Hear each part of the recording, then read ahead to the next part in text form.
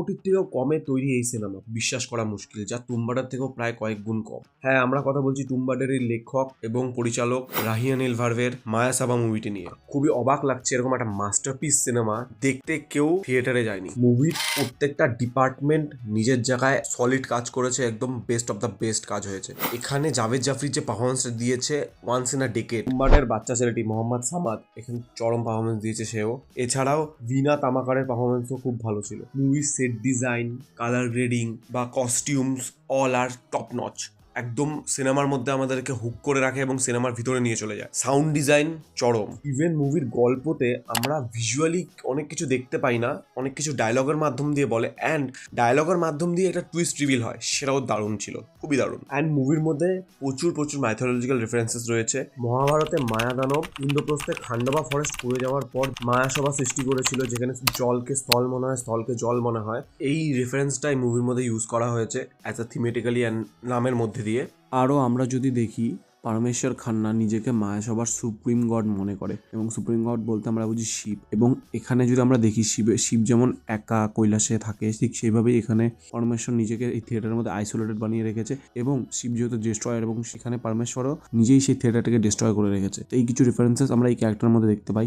Even আমরা যখন পরবর্তী সময়ে রাভানার চরিত্রটা যখন থিয়েটারে এন্টার করে এবং পরমেশ্বরের যে গোল্ড যেটা রয়েছে সেটাকে দখল করার চেষ্টা করে, সেই জিনিসটাও অ্যাকচুয়ালি মাইথোলজিক্যালি কানেক্টেড। কিভাবে?